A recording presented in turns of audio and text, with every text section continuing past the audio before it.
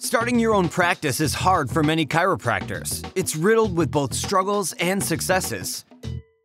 But here at the Chiropractic Philanthropist, we make it easy by having chiropreneurs and entrepreneurs share their struggles and lessons learned in life and business so that you don't have to make the same mistakes. And now here's your host, Dr. Ed Osborne.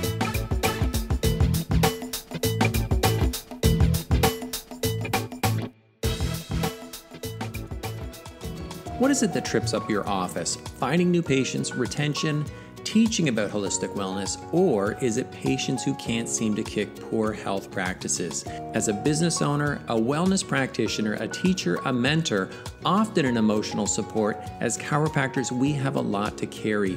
Let Mahalo Wellness carry some of the burden. Mahalo Wellness CBD oil products are the one small change that can change both your clinic revenue and jumpstart your patients' crave to begin healthier living. Try all Mahalo has to offer to determine what is receptive in your clinic. Special pricing on 10-bottle and 20-bottle bundles. Head to mahalowellness.com/collections/TCP-podcast today. All right, TCP listeners, we have an incredible guest, actually two incredible guests today, and that is actually Dr. Eric and Andrea Nazerenko. How you doing, folks? We're doing well. We're excited to be here. This is like take two now. So months ago, the last one didn't take. We got 15 minutes of pure value, but not the whole episode. So I'm glad to have this conversation. And the beautiful thing about this too, and the listeners won't be able to appreciate this, is the conversation will be actually a little bit different. So how things can even change over a couple months. But why don't we do this? Why don't you go ahead and share, Dr. Eric, why don't you start first? Like share a little bit about yourself, and then Dr. Andrea will do that after with yourself as well.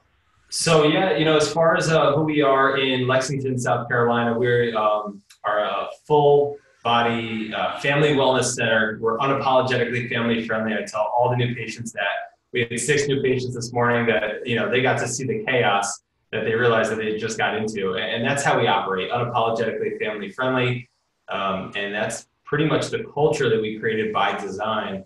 And a large part of that was Dr. Andrea's doing as far as, where do we see our vision? Not just me, because I'm a chiropractor, her doctorate is in a whole different realm, but coming together, meeting of minds, what's most fulfilling for us. And that's what we decided. This is, we're not going to apologize for that culture that we've created in our practice. And it's really, because of that, allowed us to explode within the family wellness community here in South Carolina. Oh, I lost your sound, Ed. You're muted. There you go. Because I have traffic next to me. Thank you.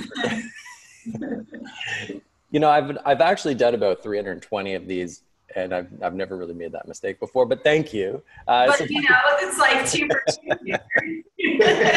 That's all right. Everyone knows how real we keep it here on TCP. Okay, so Dr. Andrea, why don't you share, now that my microphone's on, why don't you share a little bit about yourself as well? Yeah, so I am a quantitative and community psychologist. I'm not a chiropractor, but I'm married to one. Mm-hmm. So what do I do? What is a community psychologist? I target communities. So I believe that our well-being, whether you're talking about physical or emotional or behavioral health, is a product of the environments in which we were raised. And so we could target individual people, or we could target the system that is causing and driving a lot of illness and disease in our society. And so my career started working with serious and violent youth offenders. I worked in jails and prisons and all of that fun stuff. And I realized that we just don't really know a lot about how to help people. And our culture is not set up to promote positive outcomes. And so a long journey has taken me into the healthcare realm. And now I'm looking at the healthcare system and how broken it is and how chronically ill kids are. And I'm married to a chiropractor, and I see the miracles that happen every day with chiropractic and with functional medicine My husband is modest and didn't talk at all about how he's a functional medicine practitioner and certified pediatric chiropractor, so I will boast for him. But I look at what he does with all of these kids and these families, and I'm like, why is our healthcare system not aligned for it? Why are we not doing these things? And so what I do is that I work with healthcare systems to improve the quality of healthcare in this country and internationally. The one thing I will say that we are really good at in our healthcare system is mediocrity. And we could do a heck of a lot better than mediocrity with billions or trillions of dollars spent each year. So that's what I do. I change systems to improve the quality of it, whatever it may be for you. And for me, that's chiropractic and functional medicine. Sounds like a perfect combination, you two together. Yeah, it works. He keeps me in line, but also it can be a real pain in the ass when you're trying to get something new implemented, because I'm like, yo, let's just hit it. Let's go. You know, we're going to rock this out. I see the vision. We're going to go. And Andrew's like, well, here's how we're going to break it down. And so that works, but it's also, you know, I'm ready, fire, aim. And she's like, whoa. We have to hit the target. So it works. Actually, I've heard, you know, I've been told that that's actually the perfect combination is, you know, you have someone who sees the path and then someone who builds it. You know, they're like, wait, let's lay down the foundation of that. And that's actually how you get so successful, like yourselves. Okay, so we love quotes. We love affirmations, words of positivity. Do either of you, or do you both have something that you'd like to share, some words of wisdom for our doctors? I'm sure you do off the top of your I head. mean, you could just pretty much quote anything from Jim Rohn. That is my guy every single day. I love his philosophy, his outlook. I think the biggest thing is, you know, there's a mystery behind the law of attraction. People think it works like if I just sit in a corner and I say, I'm a millionaire, that that's going to happen. Well, that's bogus, because you have to put the work and you have to have the action behind it. I think the way that the law of attraction, and this isn't a quote, but to kind of answer what you're saying, really works with who do you become, right? So what kind of character do you develop into by your goal or your target that you're looking to achieve? And I think that's it, from my understanding, how it really works. So that's not a quote at all. I guess that's my own, my own philosophy. That's right. Yeah, it's the law of action. Yeah, exactly. You know, prayer without action is dead, right? So people will pray for these things and not take any movement on it. You know, it's never going to happen. Well, I could share a quote. It's kind of a long one, but I guess it falls in line with yours. And I read it in a locker room when I was in high school. So I don't really know where it came from, but it stuck with me.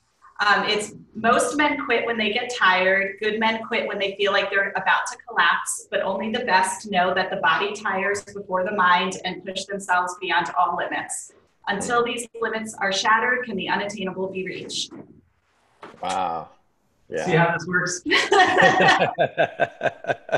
One's like, hey man, here's my philosophy, and the other one steps up with a quote, and I'm like, holy crap. There's the big picture, and then there's the like a scalpel. She's like, I know. It's like when I do any like people see, like I'll do video recordings, and they're like, man, how do you just like go like that? I'm like, well, what people don't see is that my video team are actually feeding me a line at a time, and they're stopping and record like every clip, because I'm so horrible with that stuff. I'm a lot like you, Dr. Eric. It's just like big picture. I can't remember a line if you gave me one or a quote. Okay. You've probably heard of the ChiroKeto.com revolutionary plug-and-play ketogenic lifestyle program.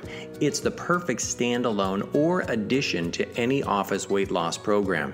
Right now, get $200 off your office sign up with the discount code TCP2019.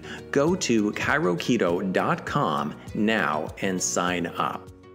So, you know, one of the things we'd love to talk about here too is times of struggle. You know, there's always these times where we feel like we fell flat on our face, you know, the failure, right? And one of our coaches talks about that failing forward.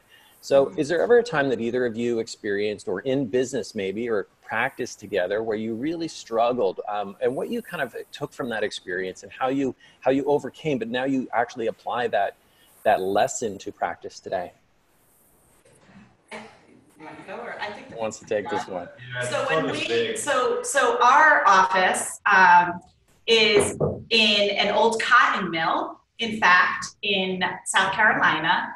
And so it is built in the 1800s. I'm sorry. It was built in the 1800s. And in 2015, we had a major flood.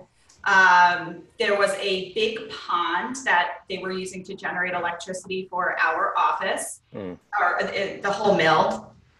And the dam broke and it just flooded out the whole place. And so we were just opening. I mean, we were just opening about 6 months earlier, we had just opened this practice. We just got it all situated, all set up. And we see on the news that the old mill has been flooded. And we're like, oh shit, right? Like our computers were on the floor. Everything was just completely up in the air. The restaurant in the back was being condemned.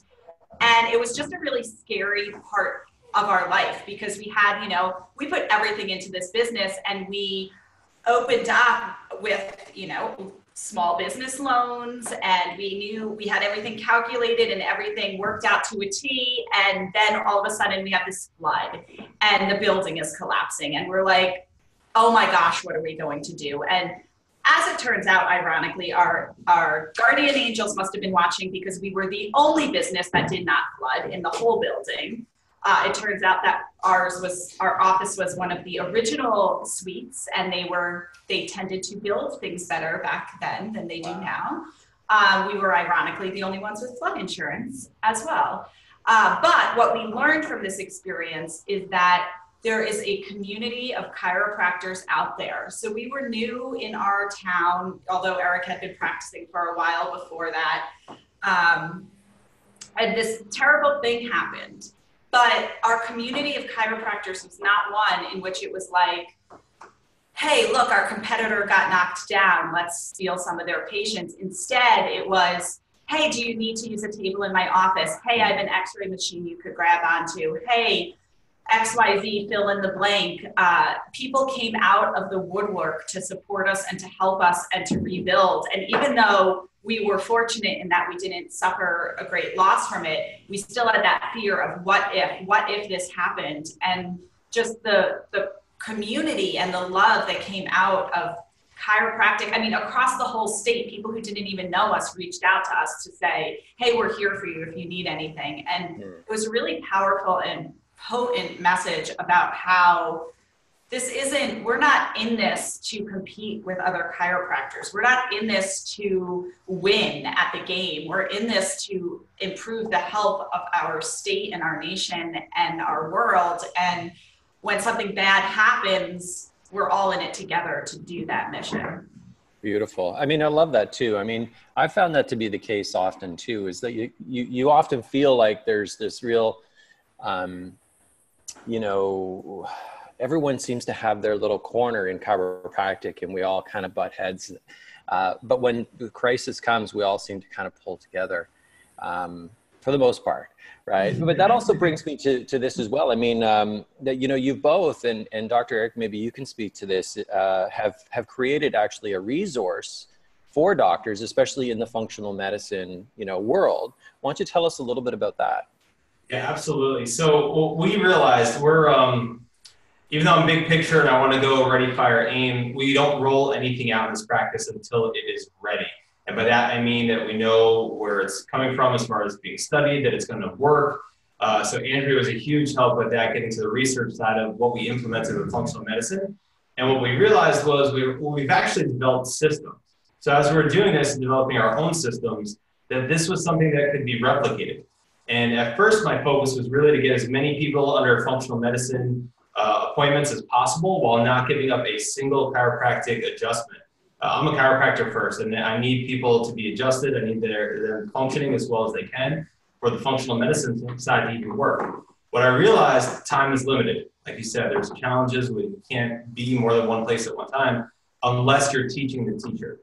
So our system that we've developed is what we're now going to be transitioning to giving other doctors, letting other doctors understand how we were able to do it. And you can either transform your practice into a complete functional medicine practice, or you can dabble in it, or you can do what we've done, and that's really do both, have the best of both worlds. And the book was really kind of an off spin, even though that's not what the motivation behind our book was. That was Andrea's story. But it's really helped harness this message and the same goal to get more people well because of it. We know that there's a 17-year gap between when we find out something works in research and when it starts to get implemented in practice. And that's really quite pathetic. I mean, that you're talking about like Y2K was happening, and that's what we're doing now in healthcare. Like, that's pathetic when you think about it. And so what we did, the way we approach this and to get functional medicine, and our angle is really gut health and supporting gut health through the root cause and tying that in with chiropractic. How we folded this in is, listen, we've done the synthesis of the literature. We'll translate it for you. We will read it all and translate it and make it easy for you to use, because no chiropractor has the time or the energy to dig through all of that. We figured out the systems. We have the systems that work, and it's just, we could translate that to plain English for folks so that they could do it successfully. So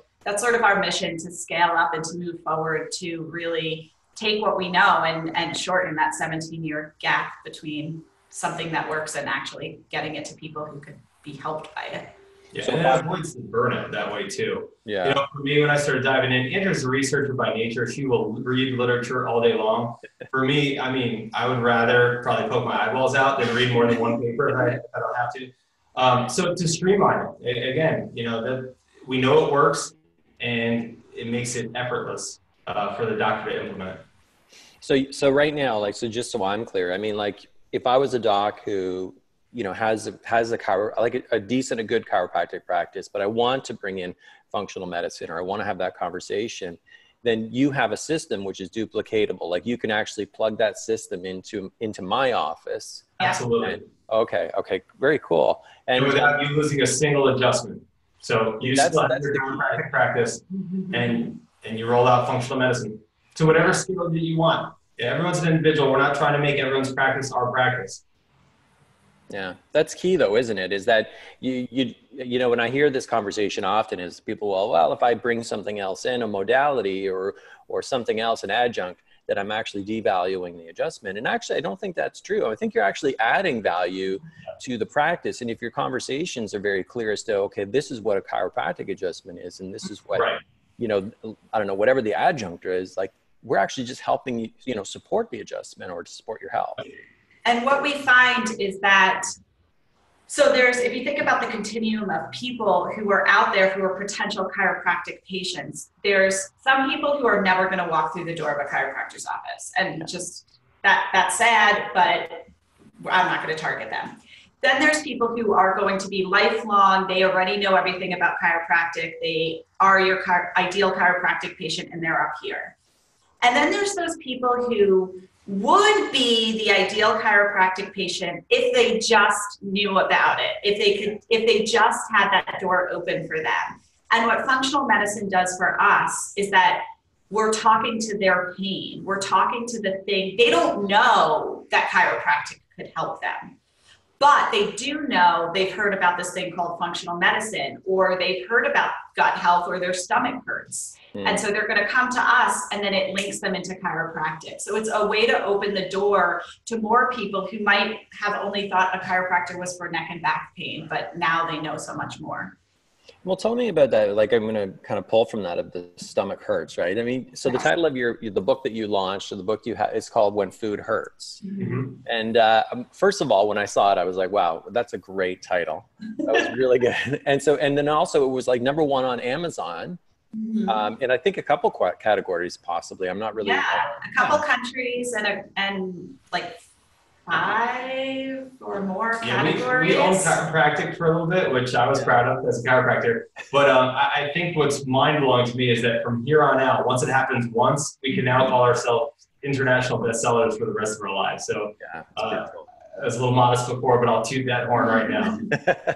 So, I mean, with the book, I mean, was that an inspiration of just one of those ready what did you say? Ready, aim, wait, ready, fire, aim. Yeah. Was it like, no, this has been in the works for like a year, 2 years? And you... Well, it was in the work. It started actually from our 7-day challenge when we did the in the box challenge, in the box. And then we did a challenge after it. I don't remember how the details fit together.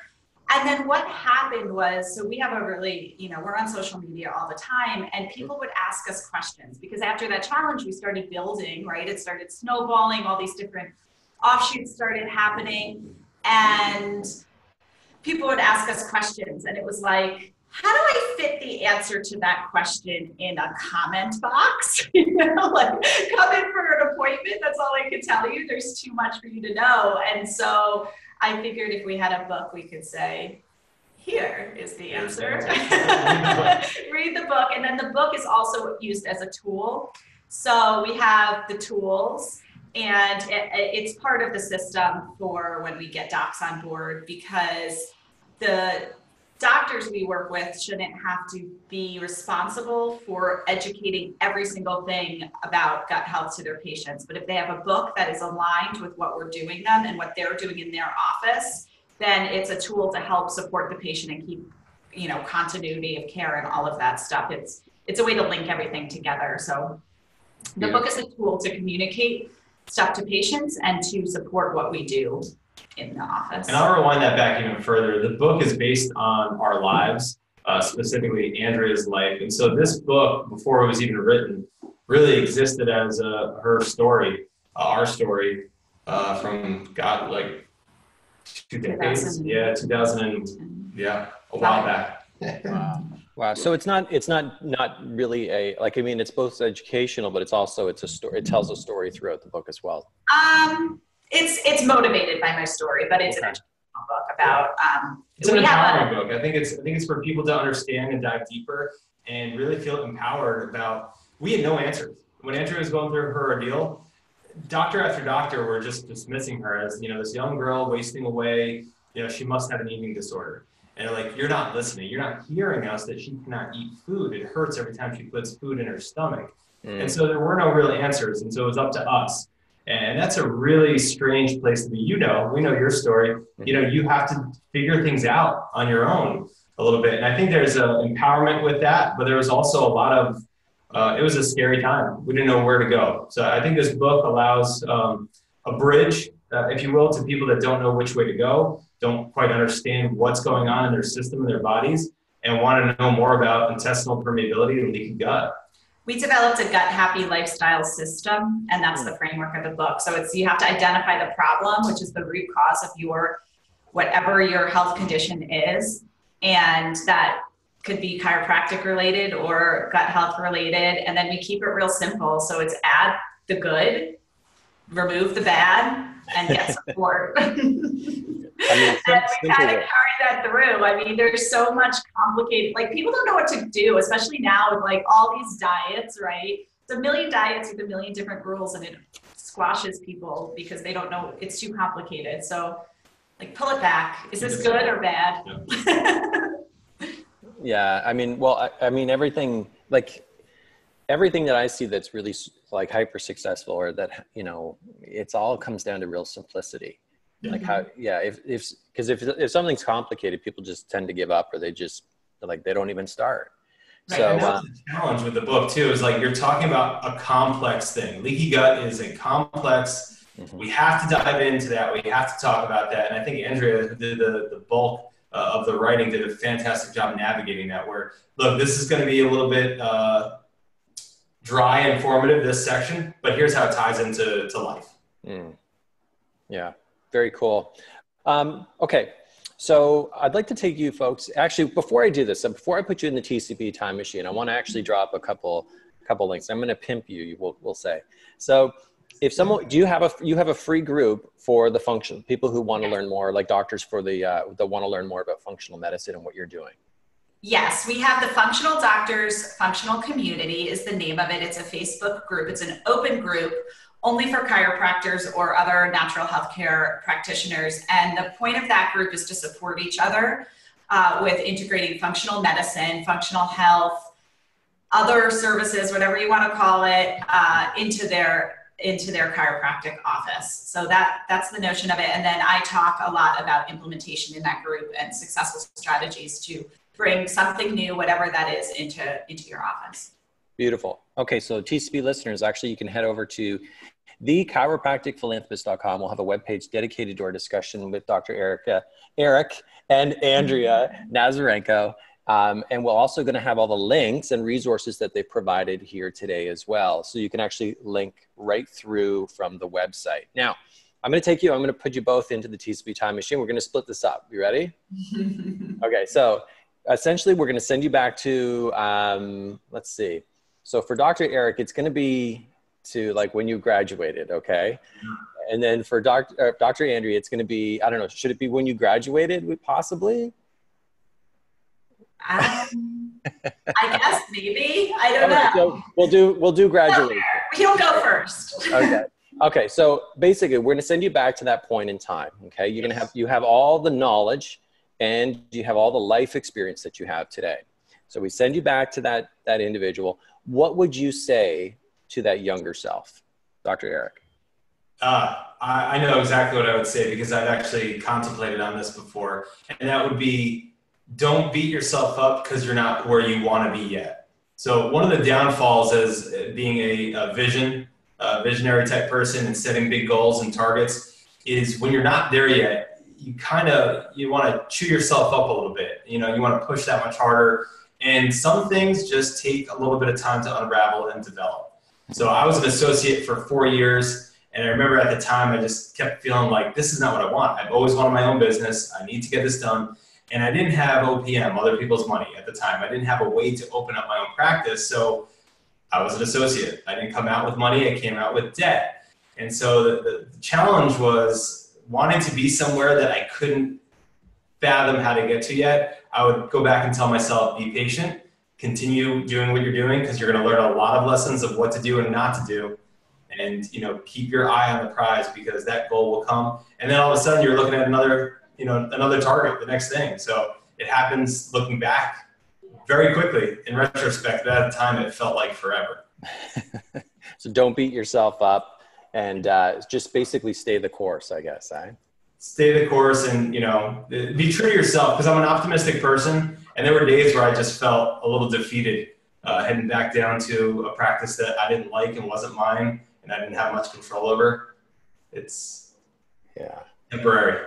Well, and I'm sure there's a lot of doctors who are listening right now that probably just needed to hear that right now. So thank you for that. All right, Dr. Andrea.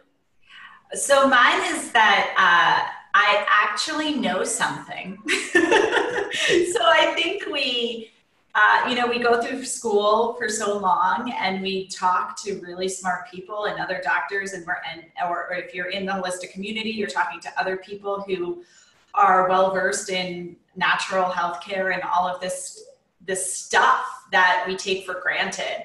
But what people want to hear and what people need to hear sometimes is what we know is not common sense.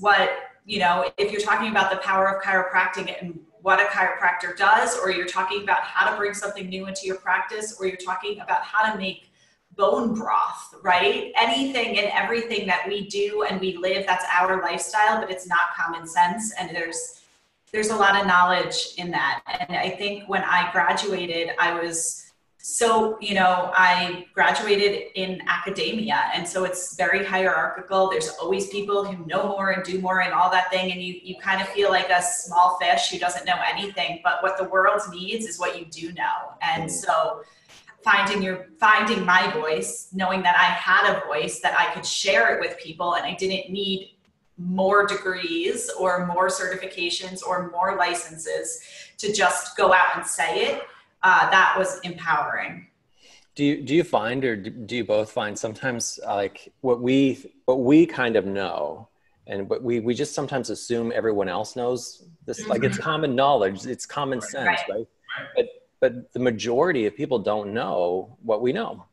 Right. It's absolutely true. There'll be conversations that I have with people and I realize I need to bring it back 5 steps because they're not living how we're living. They're not eating how we're eating.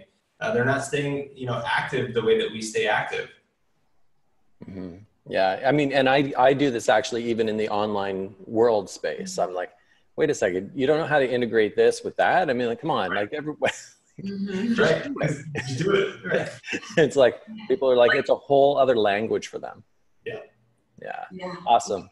We laugh about it often because I'll say, this is so common sense. I don't know why people aren't doing it. Like setting a goal, right? And he's like, it's not common sense, Andrea. It's just what you do. So you have to take it basically, again, step by step.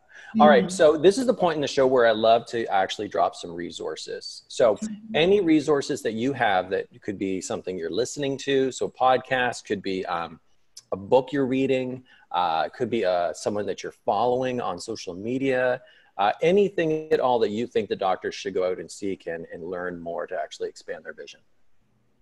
Do you want to go first? I'll let either of you go. I love motivation is a bad word. I don't like the word motivation because I think you either are motivated or you're not. You can't have someone rah you on. Otherwise, you just have a motivated idiot. I will say, the psychologist wife disagrees with that statement. Yeah, for the record. Of course. She's going to disagree. I really like Aura. She's doing great things with their Naked show because it's about being genuine to yourself. I think she's doing fantastic things. Kelly doing some great stuff with the Relentless crew and putting knowledge out there. And then Dr. Clint Steele right now. Those are the three that pop up on my Facebook feed a lot. And I think they're doing a really great thing. So to tie it back to, True Chiropractic, three chiropractors that are, I think, doing some amazing things for the rest of the profession. And, that's who I'm kind of seeing right now. In terms of reading, I guess I'll do a shameless plug that I'm still reading my book to find any typos. So it's When Food Hurts book. I think everyone should be reading it. Of course.